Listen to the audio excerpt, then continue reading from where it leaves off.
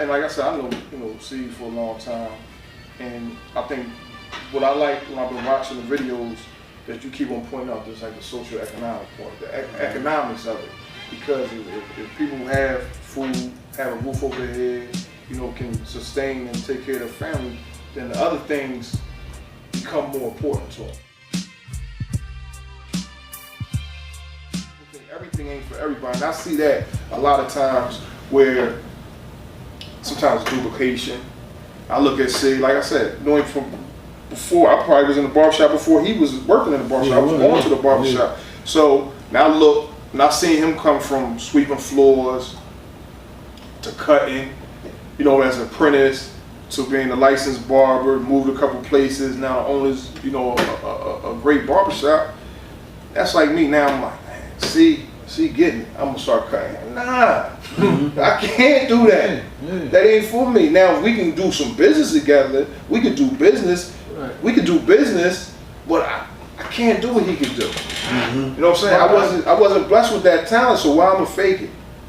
Now I'm wasting time. Again, we getting back to time and money.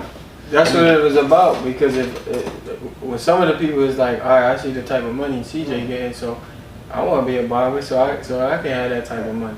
So I think that's what happened with some people too. Well, you can do that if you already had that. You have to have a passion for that. Right. He has to have a passion to do it, to last this long. Like, I know how long, so I've seen his steps. So he had to have a passion. If he was doing it strictly for money, would you be here today? Strictly for money. No. Strictly. How many times you could have gave up or cut out? Yeah, you're right. All the struggle. I'm talking about from the first. So you had a passion for this. You had a passion to learn more. You had a passion to do it, to do better, and things like that. And you develop over the years. So if you don't have a passion for it, if you never had a passion for it, it's gonna be hard to jump into something new. It would be better if. All right, where I go is this thing called the League of Municipalities, right? Yeah, you probably aware of that. I don't know if you ever heard of it before, right? Because I'm a pesticide technician. I'm a certified pesticide technician in the state of New Jersey. In Atlantic City, I'm the only one in Atlantic City that had this license, right?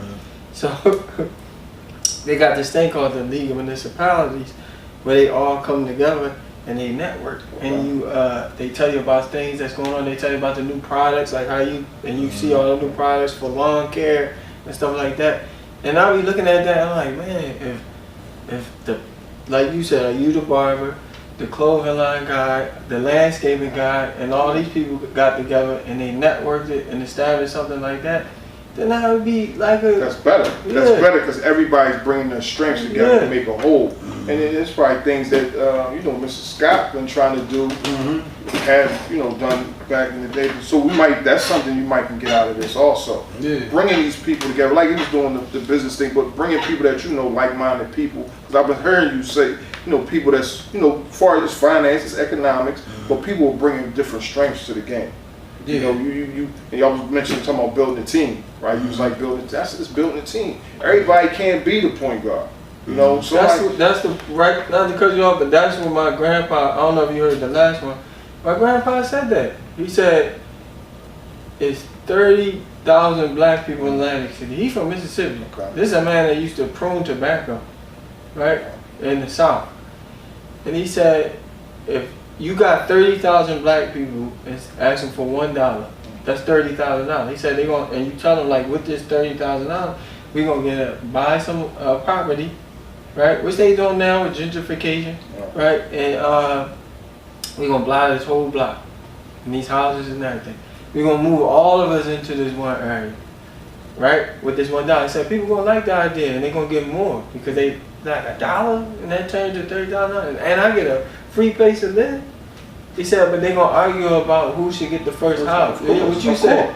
Like that's what it's going. The arguments is going to come. So when you look at take that and more, make it a little smaller, because it's going to be. So now we dealing with 10 people or 15 people. Now it's not as many people to fight over. Yeah. You don't have to wait as long. Yeah, so you got to look at that. You have a profession. He has a profession. I have a profession. Look at professionals that's doing things and figure out what's the common goal that you have. But to convince 30,000, it's going to be a little harder No, he was. I understand. It makes it's common sense. It makes common sense, but then human nature steps in. Human nature is, I'm at the end. Like I might not live to see that. But again, it could be for the grandkids. You know, this I think the problem with some of us is that you know how like somebody tell you what you need to do this and this, and you're like, listen, I don't got a problem with doing that stuff if you just give me a map of how to get from point A to point B. You know, it's not like that's taught. Like you start here and then work your way up. That comes with like what you were saying about generational. We learn it from experience. Yeah. We learn this, so that's what I said earlier. And now I'm at my age. Yeah, so it would be. Now, it's experience, but like I said, how many years I wasted? How many years I wasted? Now I'm playing catch up, and that's when now I might not look. I need this. I don't know. We don't know how much time we have. Right. But I know I'm on the other end. I'm on the other side of it. No matter how much time, I'm on the other side of it. So now I'm racing to make up for the next generation. Right. Yeah. You know, but I definitely believe. See, with this, you can get together.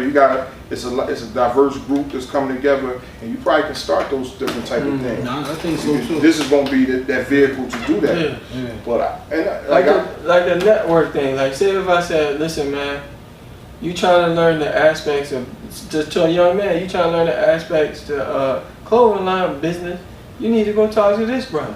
You get it? And people had surprising, you know, if you on social media in the area, it's in the area, it's coming back where a lot of people are it's not mom and pop brick and mortar stores anymore, it's more online things that's replacing what they had in the 50s and 60s, where we had so many things. You figure how many people have clothing lines. Way more barbershops than when we was coming up. Catering business might not have brick and mortar restaurants, but catering business. Right. People, a lot of the sisters doing the event planning. Yeah. So people are getting back to entrepreneurship. We just don't have the actual brick and mortar, which is cool too. Which is cool. To me, with people, I was telling him this earlier about a friend of ours. Like, they don't understand the difference between business and hustling. You know what I mean? They approach everything like a hustle instead of learning solid business principles. And it doesn't matter what industry you're in. Like me personally, I learned business principles from you. Okay. Not even stuff you told me, just me watching stuff. You know what I mean? Or like you introducing me to Fahim, and then I had to learn. And part of that is humbling yourself to be able to say, "Well, damn, I tried X, Y, and Z one way and it ain't work for me, so I gotta do it over." You can learn those things, and it doesn't matter what industry you're in. That's the whole purpose of networking. It's common things. It's certain things that go across the board. You know, you have to have certain things. And when people, like you said, business and hustling. Now, if you look at the basis of it, I guess good hustlers do have good business sense. Yeah. You know what I mean? So if you look at the basis, I look at it as entrepreneurs. Like, it was we coming up with you saw the generation like after you. Like, when we came up, we worked at 14. Like we got a job. But the 14-year-olds don't work now. Yeah, I know. Why they don't have as many jobs as us, it's not as many available, and that's whole other thing. And they just don't. Like, we worked, even before that, we hustled, legal hustle. I mean, we did. Like I passed out flyers, bagged out, walking, take people groceries, or going to store for people, you know, and things like that. And I always tell my students, young kids I dealt with, like I always hustled. And I say I always had a business mind. Like, it's things that I always wanted. I know it's things that my mom couldn't always provide for me.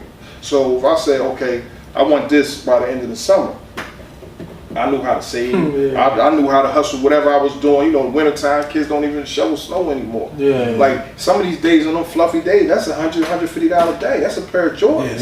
They don't see the opportunity. They don't see the opportunity. They just want it. You know, and so when we say you have to have some hustling, because you have hustling. Yeah, I definitely. You have to have hustling, and you mix that with good business practices. Now you have this. Yeah. Well, we talking about, like, I got a friend of mine, a good friend of mine of ours. and like he always wants to get into different businesses, Okay. but he approaches it like he's hustling. Okay. Instead, and I explained to him, I said, bro, like you can't take, say if you take $500 in that business, you got to be able to invest that $500 and not be expecting to get it right back. Right.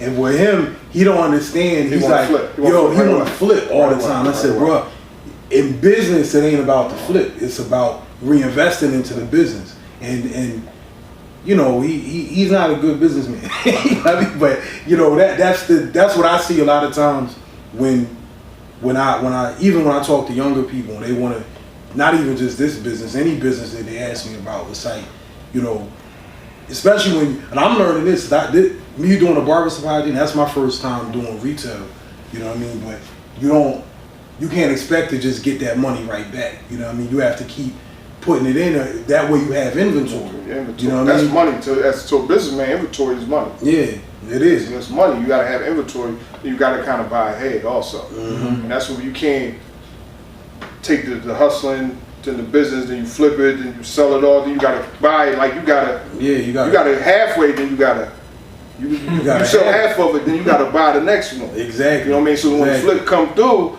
you can save some like that, not keep on putting the same thing out. And that's what I think people miss. You know, that the long game. They're not playing the long game. They playing the short game. Short money. But even with my thing, I started in 2011. So this is 7 years. This month, 7 years. Yeah. And the people, you know how business is going. Like, first of all, I had a passion for it. So I'm doing it because I like to do this. I love to do this. Two, it's going. You know, it's ups and downs. In any business, it's going to be, you know, you got the ups and downs. I said when I started in 2011, I can count the people on one hand that was doing it right in this area. Some people had did it before me, but I mean, who was doing it August 2011 on Facebook, Instagram really came, what was it, about 11, 12? Years. I got on Instagram in 2012. The people in this 609 area that was doing what I'm doing in 2011, I can count that on one hand.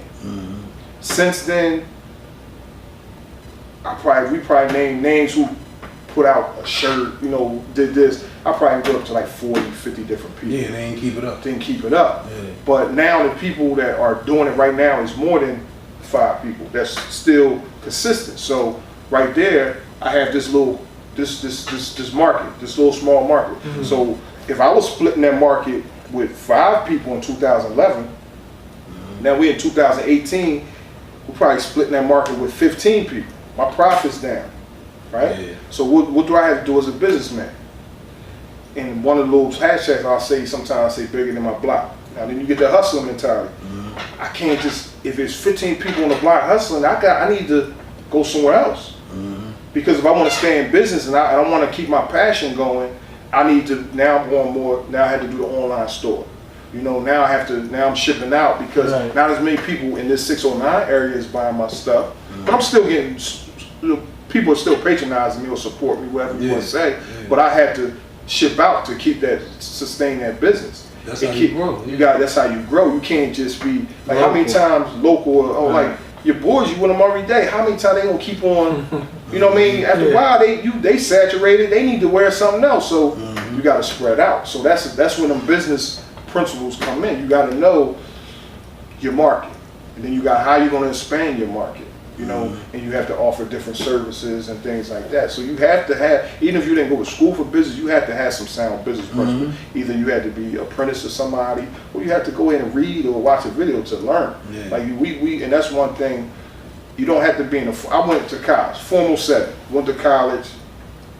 But just as much as I learned in college, I learned from just growing up, watching my parents, on the streets, hanging out, being on teams and stuff. And I gotta blend those things together, pure blend. You gotta blend those things together, right?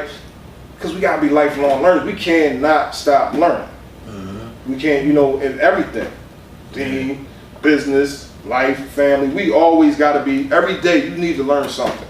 You should be learning something every day.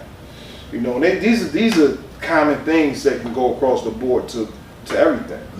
And it's something that, like you mentioned a few minutes ago, like common things. Like we gotta look at the common things. You know, like you're saying, when I hooked up with Fire, I'm like, he's, you know, what type of guy he is. So I'm like the first person He's Muslim. He's a barber, but it's somebody that you're gonna mesh with. You're gonna be able to do something with, and vice versa. Yeah. So hopefully, but that's not that it's not a Muslim barbershop, but you're a Muslim barber and you had those principles. So I don't mind introducing you to this guy. Yeah. And then in the same token, I met him. I don't mind introducing you to him because he has some common principles. And hopefully it worked out. Or things, that was the thinking was with that. But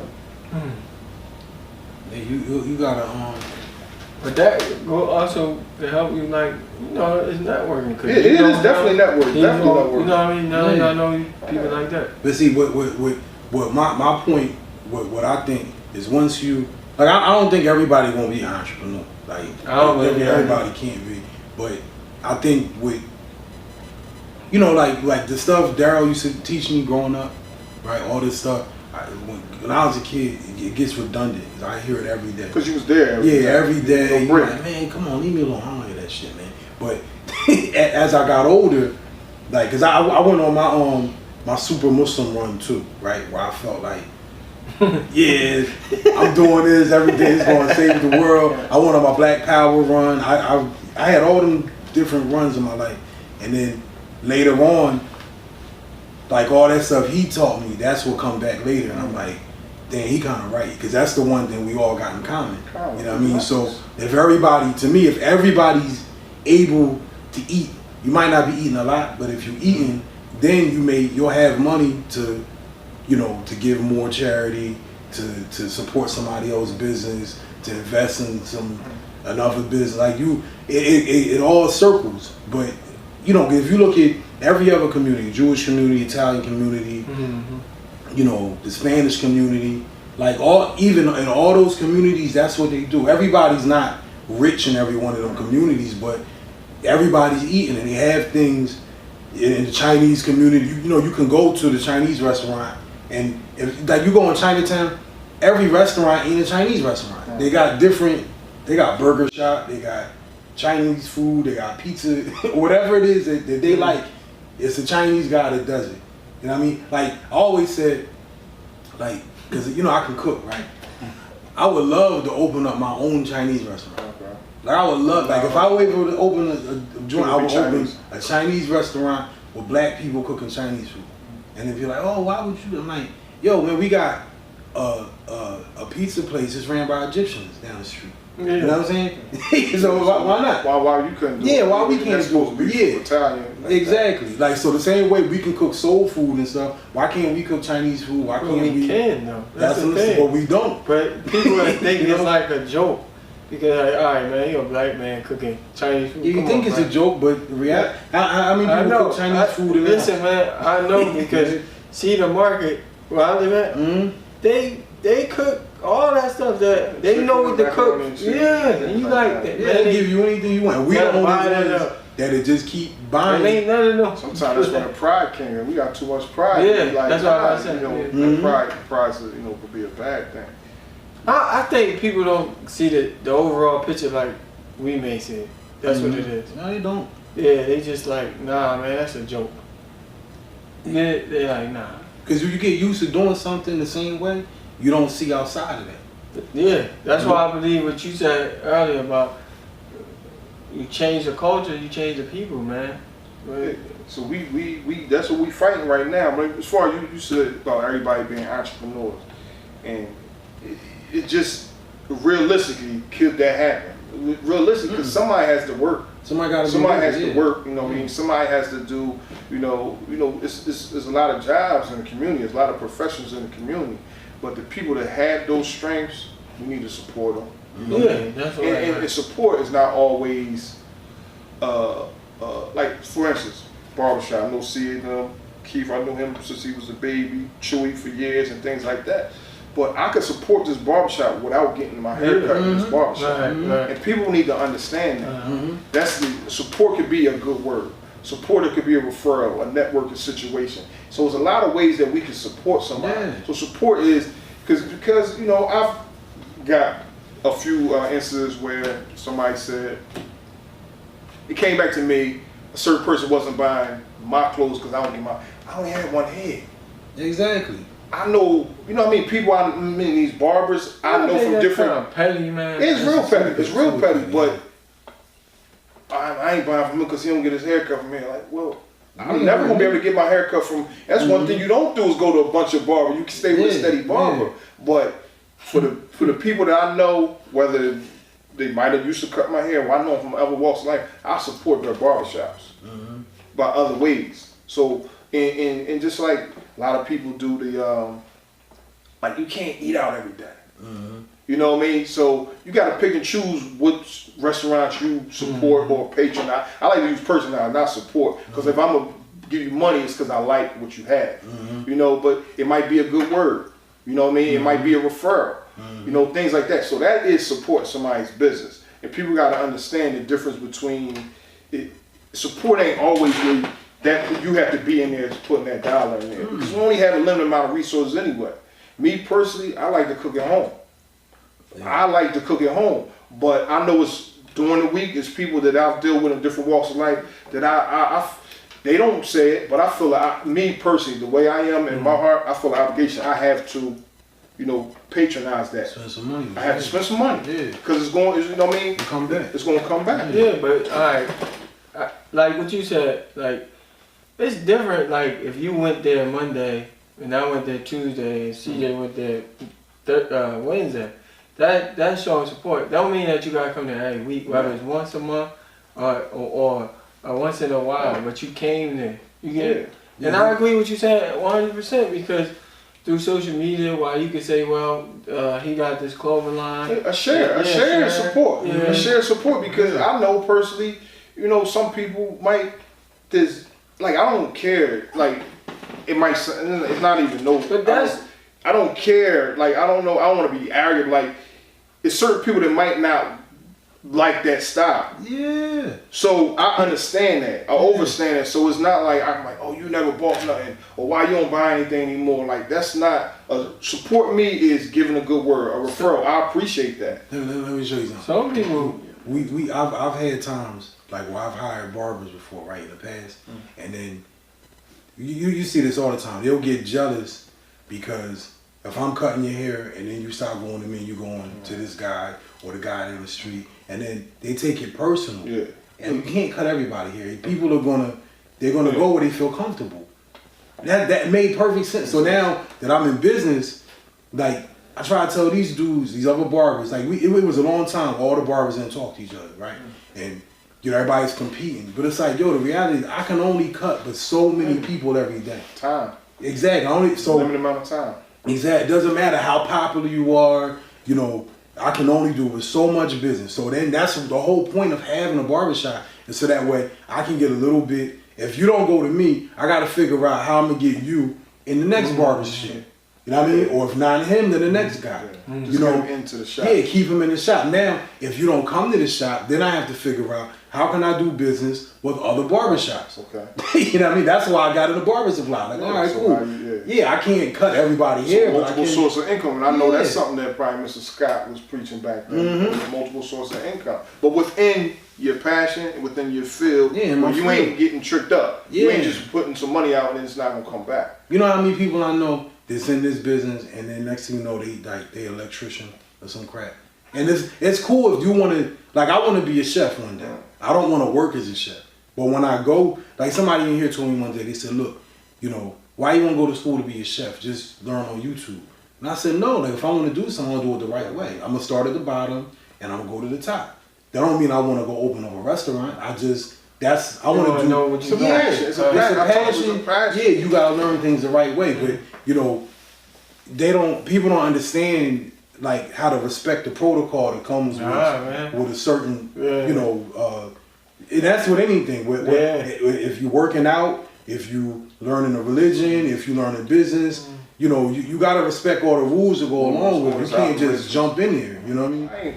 I really, truly, like, I ain't got time for a lot of stuff. So it's not really, I'm going to be me. I'm like, hopefully he'll say something, like 10 people, and you will kind of go to those 10 people, and my character's going to be described similar. You know what I mean? Because I'm just how I carry. Like, I don't got time for a lot of petty stuff, a lot of beefs and things like that. Things happen with everything, but you kind of want to keep your character steady. But you know that social media it's a whole new ball game. Yeah. So it's a whole new ball game. It's not something we learned it later on in life. You know, so it's so many things on there. Like I go through mine. Always had open pages. And now with the business started, like I had business pages, so it's open. So you follow me, I follow you. You know, if I see something I like, if I don't see something, I just scroll by. Because some people, they might not want to be a customer if you don't follow them. They don't want to be a customer and things like that. But you still gotta be secure. So it's something I don't like, I'm not gonna like it. Like I don't support those things. Now with somebody that I deal with, I might pull you aside, like, bro, why are you doing this? Yeah. Like, this ain't what we do. This ain't how we supposed to do it. You know what I mean? And things like that. So I do have those conversations because being the positions I've been in over the years, I have young boys. You know what I mean? I have young boys that respect me, like Keith, you know what I mean, that I've coached and things like that. So I can pull them to the side and like, listen, this ain't what we do. That ain't, you know what I mean, like Billy and things like that, who start out there, now he's a friend, a brother, you know, and things like that. So But that's what you need, though. you know, and sometimes, for real, I'll be looking at something like, yo, who's these guys old head? Like certain people that I don't deal with. Like I see certain things, like who's that old head? Like who's not? Why nobody's pulling them to the side? You know what happens now? What I see a lot, either one, young dudes don't have an old head no more, or if they do have an old head, they stop respecting it. When I was coming up, there was no social media, no computer, and I would have thought the coaches was 40 years older than me. Mm-hmm. Like when I was 10 years old, I could have swore I was getting coached by 50-year-olds. Yeah. That's the age gap. Yeah. It wasn't really the age gap, but that was that's how separated we were. Yeah. Like my coaches, I see them at practice. You might have seen them in the supermarket, but now kids are seeing their coaches post. They might be following their coaches. Mm-hmm. Back when I was like, so I totally respected my coach. That's you know, I totally respected my coaches. Yeah. Because I didn't know anything personal about them. I just know, like he was saying, the good things. So it was nothing for me to judge them negatively on, only our interaction. I don't know if you were aware, but you know a lot of the coaches be hanging out with the kids now. Now that's a whole nother. I'm not aware of that because I'm not coaching no more. Yeah. And so they be like, but we go back to what CJ said. Social media, guys, good is bad because the reason why I say that is like, all right, here I got a guy coaching me, and at the same time I go on his Facebook, he in the daggone club, you know, and doing things that. But that's why I said the separation before we didn't. My coaches could have been doing the same things, but I would have never known that. Yeah. I would have never known that. So until I got of age, I wouldn't have known that. So I took all the good. Yeah, right. I took all That's the good. So it wasn't no disrespect at practice because it was nothing. But even still, the coaches that you had, you think even if they did have that, they would display that, knowing that they took their kids. It was a different time. You talking about the '80s? Yeah. You know, you talking about the '80s when I was playing. I'm saying the mentality of the people. I can't judge. Like I can't put a blanket statement on all. Okay. You know what I mean? In certain instances, what is not right. I can't. I'll try to stay away from those blanket statements. Right, okay. You know what I'm saying? I'm just saying, as far as because it wasn't no social media, I didn't know what was going on. We couldn't have known what was going on if they didn't live next door to you. So we took all the good. It wasn't. It wasn't nothing to judge bad. But that's about. what I'm saying. Like what CJ was saying is that even if you do see that, what about all the good that he did give you? You gonna take this one little incident and just be like, man, I don't want to take no more information. Right. But that comes from understanding. He gotta understand. You know, you gotta take. If this worked, the stuff that he told me worked, I gotta stick with that. But the things that I know that's not gonna work for me, I gotta stay away from it. Yeah. And that's what people gotta have more confidence in themselves and know. Like even you was following him, but you're not a blind follower. You look like, nah, I don't do that. And then I get back to my statement: everything ain't for everybody. You gotta know yourself. Yeah. That's what happens a lot. I think people don't learn themselves. It's certain things that you can't do everything. You can't do everything, good or bad. You know, so that's what more people look within themselves. I think what you said, CJ, that you said a lot is that what people misconfused when you were saying about how like, you know how say you right, and I'm looking up to you and I see something and I'm like, dang man, I can't listen to that dude no more. Mm-hmm. You get it? It's like almost everybody got like the saint mentality of people, like they never gonna make mistakes. Nobody's perfect. Yeah, you like, man, Nobody's the dude made, and you come along like, man, the dude made a mistake. Alright, you gonna make mistakes. Come on, let's get over this hump and finish doing what we supposed to do. But I think, and he probably can attest to it, I think when you dealing with China, maybe a young boy, if you want to call a young boy, somebody teaching them, coaching them, or just kind of mentoring them, you got to keep it when you take on that responsibility, it's a big responsibility. Oh, yeah, it's a huge responsibility. So you got to let them know, like, look, I don't do everything perfect. I'm not perfect, but I know this right here, it should work for you if you go this route. But if you go this route, it ain't gonna work for you because this ain't the route you want to go. So as when you take on that responsibility of having a young boy or mentoring somebody or trying to, you gotta be real with them. You can't paint that. You don't want to paint that saintly, you know, that persona either. So you gotta keep it real because then it's not the disappointment. It's not gonna be as much. It might not be no disappointment, might be less of a disappointment. Like he kept it real. He told me he wasn't perfect. And at the same time, nah, you ain't gonna be perfect either. You're gonna make a mistake, but you gotta know, what you're dealing with. So that's about honesty too. Being honest with people and honest with yourself. That's what I want to ask you. How do you get to that point with just the business aspect growing gradually, right? For one, I say having a passion for it. And I always would tell somebody like, if you're gonna do something and it's gonna be ups and downs, you have to have a passion for it. When there's a little bit of money coming in, no money coming in, and a lot of money. That's my belief, that you have to have a passion for it. That's for one. And another thing is you have to continue to learn, whether you did it the book way, the street way, the mentor way, you have to learn something. So a lot of times over the years, people have come ask me certain questions about my particular business or business in general. And I always will ask a question. Before I answer a question, I'll ask a question. Like, what have you studied before this? What made you want to do this? Not trying to turn them away, but just kind of get their feeling like, what did they put in for? Right. Did you look up that you really need a license for the shovel? You know what I mean? Like the young boy at the job, like, you just can't just, I just want to do this. Like, why you want to do it? You know what I mean? So I want to do it with this. Okay, what did you do for this? What did you learn some more? So I know where we're going to start at. I know what level. We start from ground zero, or we start from halfway, or you're almost there. You just need some little bit of money to get started. So what would be your advice to tell them? Like, do they have to also go to school to learn the business? And with the internet, you could probably learn anything on the internet right now. Me personally, I have a formal background. As far as I went to school, went to college, things like that. So would you tell them to do that same thing, or just? Everybody, you got to know yourself. Yeah. You got to know. That's what I wanted to do. You know what I mean? That's what I wanted to do, and that's what I did. But if somebody wants to go that route, but now people get to be millionaires, young boys to be millionaires off the internet. So you don't necessarily have to go formal training, but you have to learn something from somebody or from something. That's why I asked you that, because by you getting the business established, other people need to see that, like, this guy he got credentials, he got this, or that isn't necessary now, you just need the name?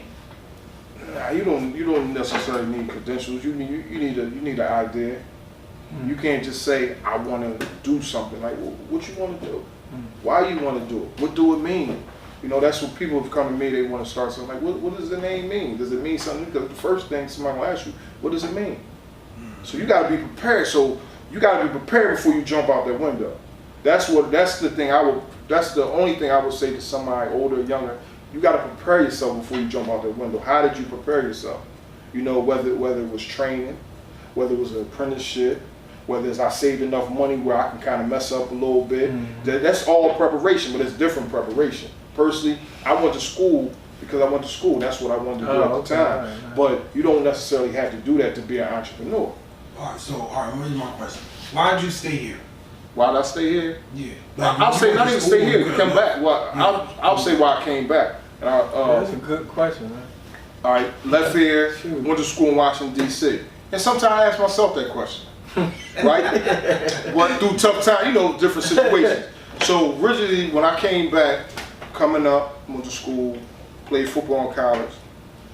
I came back because my friends at the time, if I would have stayed in DC, from graduating college at 22, I probably would have partied for the next 6 years. I would have, and you know what I mean? So when I came back, like, out of my friends, I'm one of the first ones who jumped into a career. So some of my friends still was in that graduated college, but was still in that party phase. So I would go visit the next year. We still sleeping on the couch at my boys. They 3 and 4 in an apartment. Like I wanted to get to the money faster. That's what it was. So I didn't really have that. I knew myself. Again, I knew myself. And if I would have stayed in DC at 22, I would have been wild. Yeah. I would have been wild, and I didn't want to take that chance. I didn't want to take that chance of not being able to turn it around. My boys that I went to school with, still my boys to this day, they eventually got into their careers a little later than me, but I kind of I knew I needed to get away from that, and I wanted to come back. And when I came back, it was about working at the school and showing some of the young boys that there's more opportunities outside of this area. So I kind of wanted to give back to my community. Yeah. So I kind of probably sacrificed some money, but for the satisfaction that I know that I might can help somebody get in school, or I can help somebody get out of trouble, stay out of trouble, and just letting them know it's more in this world, it's more in this country than this little area. Yeah. And the thinking. So I could be here, but I could still have that thinking, and that's the bigger than the block mentality. Like I don't have to, just because I'm here, I always knew that my mind was bigger than this. So I know myself, I'm not a follower, so I'm gonna be able to stay on the path that I'm going, But why did I come back? I ask myself that sometimes, but that's the reason I say I came back at that time. I mean, it's definitely a benefit. Like I'm from California originally. My mom always asked me, how come I don't just move over there? But that's kind of the same reason. Like sometimes I wish that I would have, or I should, but I never wanted to leave here and not have anything when I left. You know what I mean? Yeah. So like if I left, at least I can say, all right, well I got a barbershop So, here. yeah. I can always come back. Right, so, But I'm not like some black power leader or nothing. But I believe in that. right. I mean, just giving back to the community too. just talking to people or giving jobs and stuff like that. That's giving the benefit. Yeah. And then people come and they might say, I've had conversations with people and they be like, well, that's here. Ain't nothing here. Like, what you looking for? Yeah. What you looking for? Because it's knowing yourself again. Mm-hmm. Like, I'm content. Oh yeah. With what's available. Like one thing, it should be more cultural stuff. I think, Yeah, but but we can go to Philly in 45 minutes. We can take a 2-hour ride to New York. I can go down to DC, go stay for a weekend. So those cultural things that like museums and things, like we don't have those type of things. But what are you really looking for? So those people, I get those conversations all the time. Ain't nothing here. We'll go somewhere else. You know what I mean? But what are you looking for? Because don't think you're gonna run away from problems. Nah, you ain't. Don't think that. Or you're not running from bills. Leaving, then it ain't gonna never be enough here. Yeah. Now see, I think like I would leave if I knew I was going somewhere that's already like a built up black community.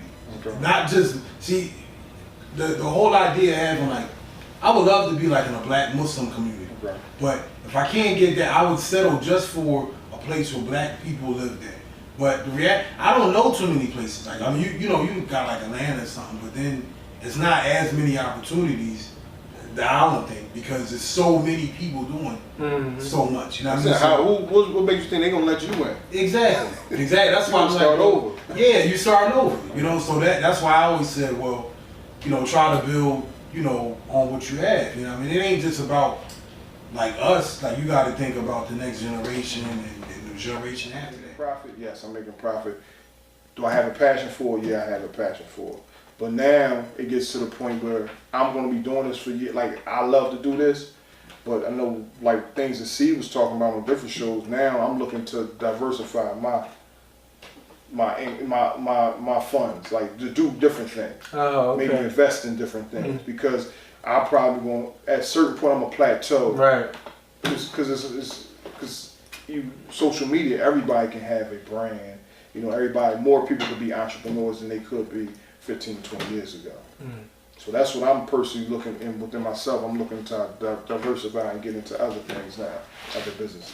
To have more income coming out. So with the school, right? 'Cause you teach business, like the kids. Yeah. I have taught business. I don't teach currently, but I used to teach business. But do you see like kids that be having good ideas in the school, or anything that actually worked, or like somebody that started that's like, I mean, you got a few years in there. The one kid, he's like a YouTube. What's the kid?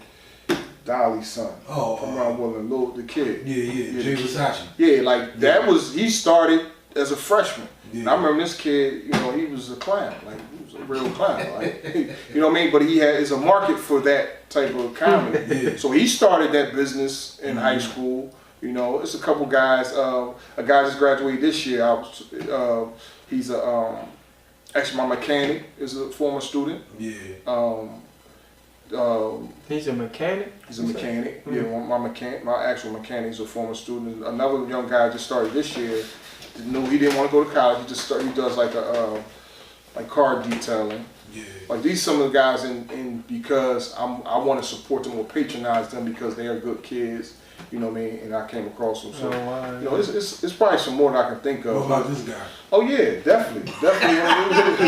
and I can remember him talking, and he probably can tell you. Remember when he wanted to get into the barber, and you was probably looking for shops to go to, and we like. See, this. You know, we had that conversation. This is the good we'll see, and this is the bad we'll see. Keep it real. What's the bad? Nah, back then, I know not the bad, but when you go into a situation, you need to know as far as what you know what I mean, what you getting into. Yeah, And we had a lot of conversations. You know what I mean? Former student. And, So how you turning out? Oh, he's doing great. He probably like his number 2. He never skipped over everybody. He skipped over everybody, man. Yeah. He did. He's acting all humble. He did. He gonna run the shop. But he came in with passion. He wanted to learn. You know what I mean? Yeah, He willing. He listened. He willing to learn. Why not? Oh, this shop. You don't got a problem with it? What? Running the shop? Man, I see what he deal with. Yeah, eventually that's gonna. Everybody runs the shop. This, you know. I see But what then the he- barbershop is like, it's almost like you got a bunch of entrepreneurs. Like, it's a bunch of people who is individual business within his business. Yeah, In I the know. barbershop because But see that's what every barbershop owner tries to fight against. You know, but you create it by making it open like that. Yeah. So for me, my thing is like when I do this, I don't want people to feel constricted, but I want them to feel like they're a part of it. So that's how you keep it from people competing with you inside your business. You know what I mean? Like I got him. this guy. Yeah. oh yeah, they still do that. Yeah. I mean, Like, I go to other shops and they still do that. I thought that was back in the day. Like I thought now it's pretty much. Are you really trying to? They still trying to steal people's customers? But we don't have that issue here. But in most shops I go to, they had that issue where everybody they're competing with each other. Now I was asking you about like the process because you know a lot of us come from that mentality of that fast cash. Yeah. And they're like, man, if I ain't no use in establishing a business, if I ain't gonna see no profit in it. I think To like it's not 3 fast. years. It's not. That's why I said, what would be some advice like patience? Like Patience. All right, that's something. And as C was talking, I would say and that's something we learn anyway. Yeah. So patience. I think patience in anything. You know, patience in anything, especially with business. The reason why I asked you that is because you know you got some dudes that come from hustling Yeah. and they used to that fast cash and then you tell them like, listen man, you invest in this, get yourself this, and they like they'll do it and then they be like, man, It's it's coming fast moving enough. too It's slow. coming Yeah. fast enough. But when they sit down, they gonna learn that patience. When they got to sit down for a certain amount of years, they gonna learn that patience. So what's the alternative? Like you know, I talked to my brother is in a situation where he's able to provide jobs for people, right? So you know, we talk. He like, man, these young boys come in and they you know, it's hard work, kind of like you said, outside. Yeah. So when That they same come in, thing happened to him. Would they yeah, fire when him? they come in, and when they come in to work, it's like they quitting on the second day. Yeah. They quitting on the That's third real. day. Like patience, you at least get that first check, because that first check might be an incentive to like, you know what, I ain't die at the end of the week. I can do this. You know what I mean? Because anything you had to build up your stamina. Anything you learn, you gotta, like you playing sports, you build up your stamina. You working out, you build up your stamina. So that first week, it's gonna hurt. But by that third week, you start hitting your groove. And when I'm telling him on the phone, like, yo, you gotta tell them boys they gotta have patience, because the type of money that they can make can sustain them where they don't have to go back to their former life. Yeah. But they don't have that patience to get to that point. I think that's one of the reasons, and two is financial discipline. They don't have the discipline like how budgeting and stuff like that. They don't have that ability yet, because they so used to getting it and giving and getting it and giving. Because if a dude tell you like, listen man, I was making like at least 1,000 a week. I'm coming here, I'm only making $250 a week. You know what I mean? Like those streets gonna give me more than that $250. That's what they think. That's what they think. But it is a big difference. It's definitely a big difference. But like you said, the financial discipline, what did you do with that? You know what I mean? Like, you gonna appreciate a check, you gonna appreciate a little more than some fast money.